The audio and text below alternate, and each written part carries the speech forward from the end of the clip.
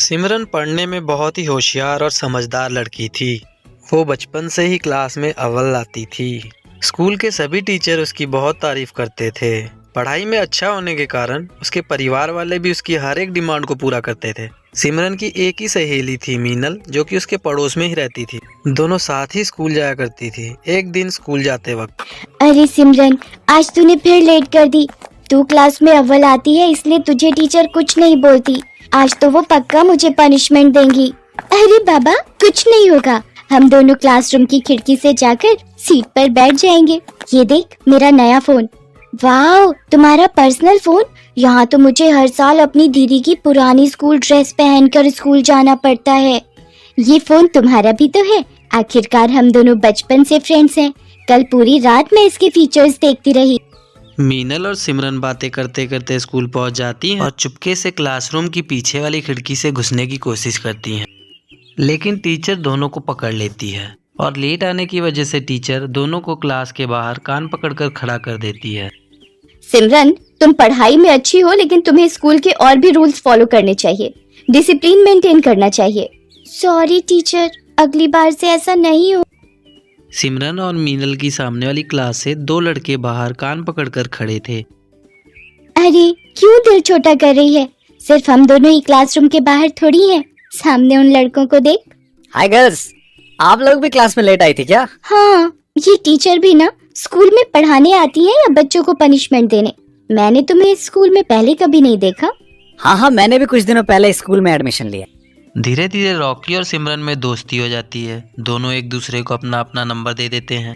दोनों हमेशा साथ में घूमते हैं। स्कूल के बाद भी साथ में वक्त बिताते हैं। एक दिन स्कूल से वापस आते वक्त सिमरन अपने मोबाइल पर किसी को टेक्स्ट कर रही है। अरे यार, तू भी ना हमेशा इस मोबाइल में ही लगी रहती है। अरे वो स्टैंडर्ड 11 वाला रॉकी है ना, उसने मुझे क्या मस्त जोक भेजा है। तूने रॉकी को अपना नंबर क्यों दिया? वैसे भी वो दूसरे स्कूल से आया है। इस बार हमारा 10th क्लास है। वो मेरी थोड़ी स्टडीज में हेल्प कर रहा है और कुछ नहीं। मैं तो कहती हूँ तू उससे थोड़ा दूर रहा कर। मुझे वो लड़का बिल्कुल भी पसंद नहीं है। तू भी ना, ऐसा कुछ भी नहीं है। रॉकी काफी अच्छा लड़का है। अगले दिन सिमरन क्लास में बैठकर फोन चला रही थी, तभी उसे उसकी टीचर पकड़ लेती है। ये क्या है सिमरन? आजकल तुम्हारे मार्क्स वैसे भी पहले से बहुत कम हो गए हैं और तुम क्लास में बैठकर मोबाइल चला रही हो। मुझे मजबूरन तुम्हारी मम्मी को कंप्लेंट करना पड़ेगा। सॉरी टीचर, अगली बार से ऐसा नहीं होगा, वरना मम्मी मेरा फोन छीन लेंगी। प्लीज मम्मी को मत बताइएगा। ये तुम्हारी पहली गलती थी, इसलिए मैं माफ कर रही हूँ। ऐसे ही कुछ महीने बीत जाते हैं। गर्मियों की छुट्टी का वक्त आ जाता है। सिमरन और रॉकी स्कूल के बाद कुछ टाइम गुजारने का प्लान करते हैं। अरे यार मीनल, तू आज अकेली घर चली जा। अगर मेरी मम्मी तेरे घर पर कॉल करे तो बोल देना मैं तेरे घर पर ही हूँ। लेकिन तू कहाँ जा रही है? मैं रॉकी से मिलने जा रही हूँ। ये सही नहीं है। तुम्हें स्कूल से सीधा घर जाना चाहिए। तुम मेरे से जलती हो क्योंकि स्कूल में सभी मुझे इम्पोर्टेंस देते हैं। ऐसा कुछ भी नहीं है, तुम मुझे गलत समझ रही हो। तभी सिमरन के फोन पर रॉकी की कॉल आती है और फिर वो वहाँ से चली जाती है। सिमरन रॉकी से मिलने उसके घर जाती है। वहाँ काफी अंधेरा होता है। सिमरन रॉकी को आवाज देती है। रॉकी, कहाँ हो तुम? रॉकी पीछे से आकर उसे भौं करके डरा देता है। ओह रॉकी, तुम भी ना, तुमने तो मुझे डरा ही दिया था। क्या तुम भी बच्चों? रॉकी और सिमरन पिज्जा खाते हैं और ढेर सारी बातें करते हैं और एक पिक्चर देखते हैं। कल से गर्मी की छुट्टी हो जाएंगी। हम लोग 2 महीने तक नहीं मिल पाएंगे। इससे पहले मैं तुम्हें कुछ बताना चाहता हूँ। हाँ बोलो, क्या बताना है तुम्हें? तुम मेरी बेस्ट फ्रेंड हो। मैंने आज तक तुम्हारे जैसी लड़की नहीं देखी। तुम भी मेरे सबसे अच्छे दोस्त हो। सिमरन और रॉकी साथ में वक्त बिताते हैं और कब दोनों अपनी हदें पार कर जाते हैं उन्हें पता ही नहीं चलता। अगले दिन से स्कूल की गर्मियों की छुट्टी शुरू हो जाती है। रॉकी और सिमरन एक दूसरे से मिल नहीं पाते। कुछ दिनों बाद सिमरन को उल्टियाँ होने लगती हैं और सिर भी घूमने लगता है। उसे ये सब अजीब लगता है। फिर वह मीनल को सब बताती है। क्या किया सिमरन तूने? मुझे माफ कर दे। मैंने तेरे मना करने के बाद भी रॉकी के साथ वक्त बिताया। तू चिंता मत कर, कल से स्कूल खुल रहा है। तू पहले रॉकी से जाकर बात कर। अगले दिन सिमरन रॉकी से जाकर मिलती है, उसे सारी बात बताती है। तुम्हें याद है उस दिन हम तुम्हारे घर पर मिले थे? हमारे बीच वो तो मेरा सबसे खूबसूरत दिन था। हमारे साथ में बिताए गए वो पल मैं कैसे भूल सकता हूँ। मैं प्रेग्नेंट हूँ। मुझे कुछ समझ में नहीं आ रहा मुझे क्या करना चाहिए। अगर किसी को पता चल गया तो सब हमारा मजाक उड़ाएंगे। ये क्या बोल रही हो? ऐसा ऐसा कैसे हो सकता है? ये मेरी प्रॉब्लम नहीं है। ये क्या बोल रहे हो तुम रॉकी? ये सब हमने साथ में किया था। ठीक है रुक जाओ, मैं कुछ करता हूँ, लेकिन इसके बाद तुम मुझे अपनी रॉकी वहाँ से चला जाता है। सिमरन रोते हुए मीनल के पास जाती है। क्या हुआ? तुम रो क्यों रही हो? रॉकी रॉकी मेरी शक्ल भी नहीं देखना चाहता है। वो मुझसे नफरत करने लगा है। मुझे पता था वो लड़का कुछ ऐसा ही करेगा। मुझे उस पर बिल्कुल भी भरोसा नहीं था। मुझे लगता है हमें किसी बड़े की मदद लेनी चाहिए। नहीं, ये बात किसी को नहीं बताना, वरना सब मुझ पर हंसेंगे। अगले दिन रॉकी सिमरन को एक गोली ला कर देता है। ये लो, ये गोली खा लेना, इसके बाद इस परेशानी से हमें छुटकारा मिल जाएगा। लेकिन रॉकी, इससे कुछ प्रॉब्लम तो नहीं होगी ना? चुपचाप से एक गोली खा लो और मेरा पीछा छोड़ दो। इसके बाद से न तो मुझे कॉल करना, न ही कोई मैसेज। सिमरन वो गोली खाकर जाकर अपनी क्लास में बैठ जाती है। तभी वो चक्कर खा के गिर जाती है। तुझे क्या हो गया सिमरन? आंखें खोलो। इसके मुंह पर पानी छिड़कने के बाद भी इसे होश नहीं आ रहा है। लगता है कोई सीरियस इशू है। टीचर, मैं आपको कुछ बताना चाहती हूँ, प्लीज आप किसी को मत बताइएगा। मैं तुम्हारी टीचर हूँ, तुम लोगों को सही राह दिखाना मेरा काम है। तुम बिल्कुल चिंता मत करो, बिना झिझक के मुझे सारी बातें बताओ।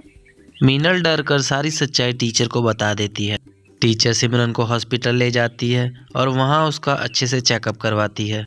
कुछ देर बाद सिमरन को होश आ जाता है। टीचर, मैं आपको कुछ बताना चाहती हूँ। मेरी तबीयत खराब होने के पीछे कुछ और वजह है। मुझे मीनल ने सब बता दिया है। इस उम्र में बच्चे नादानी करते हैं, लेकिन तुमने जो किया है वो छोटी बात नहीं है। इससे तुम्हारी पूरी जिंदगी बर्बाद हो सकती थी। मुझे अपने किए पर बहुत अफसोस है। मैं कभी भी ऐसा नहीं करूँगी। आप प्लीज किसी को कुछ नहीं बोलिएगा। ऐसे बिना जाने कोई मेडिसिन लेना खतरनाक साबित हो सकता है। तुम्हें किसी बड़े से एडवाइस लेनी चाहिए थी। मुझे माफ कर दो मिस, मैं बहुत घबरा गई थी। लेकिन तुम्हारे साथ जिसने ये किया है, मैं उसे सजा दिलवा कर रहूं। टीचर रॉकी को स्कूल से सस्पेंड करवा देती है और उसके फाइनल एग्जाम पर भी रोक लग जाती है। मुझे माफ कर दीजिए टीचर, मैं ऐसी गलती फिर कभी भी नहीं करूँगा। तुमने एक लड़की के साथ जो किया है वो माफी के लायक नहीं है। तुम्हें सिमरन से माफी मांगनी चाहिए और अब इस गलती को सुधार कर इसका पश्चाताप भी तुम्हें ही करना होगा। मुझे माफ कर दो सिमरन, मुझसे बहुत बड़ी भूल हो गई है। मैं घबरा गया था। मैं तुम्हें प्रॉब्लम में छोड़ के चला गया। टीचर सिमरन को लेकर उसके माता पिता के पास जाती है। देखिए सर, मैं आपसे जो बात करने जा रही हूँ वो आपको बहुत धैर्य रखकर सुननी होगी। अक्सर बच्चे कुछ गलतियाँ कर बैठते हैं जिसकी वजह से उन्हें पछताना पड़ सकता है। आप क्या कहना चाह रही हैं टीचर? हमारी बेटी से कुछ गलती हुई है?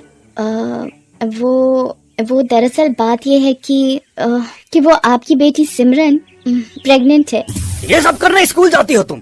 मैं तुम्हारी खाल उतार दूंगा, बेशर्म लड़की। रुक जाइए सर, अब ऐसे समय में आपको इन बच्चों का साथ देना होगा, वरना ये जिंदगी भर खुद को माफ नहीं कर पाएगी और ये नादानी में कोई गलत कदम न उठा ले। टीचर बड़ी समझदारी से सारी बात सिमरन के मम्मी पापा को समझाती है। अब हमें क्या करना चाहिए? इसकी तो जिंदगी बर्बाद हो जाएगी। अभी सिमर बहुत छोटी है, इसके सामने पूरी जिंदगी पड़ी है। हमें इस बच्चे का मिसकैरेज करवा देना चाहिए। मैंने डॉक्टर से बात की है, इसमें कोई भी दिक्कत नहीं होगी। फिर सिमरन के पेरेंट्स और टीचर मिलकर बच्चे का मिसकैरेज करवा देते हैं। थोड़े दिनों बाद सिमरन बिल्कुल ठीक हो जाती है। सिमरन के मम्मी पापा भी उसे उसकी गलती के लिए माफ कर देते हैं। सिमरन और मीनल की फिर से गहरी दोस्ती हो जाती है। सिमरन मीनल से अपने बुरे बर्ताव की माफी मांगती है। मीनल, मैंने तुझे भला बुरा कहा, लेकिन तुमने आज साबित कर दिया कि तुम ही मेरी सच्ची दोस्त हो। ये तो मेरा फर्ज था। दोस्त अगर दोस्त के काम ना आए तो मैडम दोस्ती कैसी? अब थोड़ा हंस भी दे। आज से हम दोनों मन लगाकर पढ़ाई करेंगे और कभी भी किसी को शिकायत का मौका नहीं देंगे। इसलिए दोस्तों, जिंदगी हमें अपनी हर गलती को सुधारने का एक मौका जरूर देती है। इसलिए कोई गलत कदम ना उठाएं और अपने माता पिता से हर प्रॉब्लम शेयर करें, जिससे मुश्किल घड़ी में वो आपका साथ दे सकें।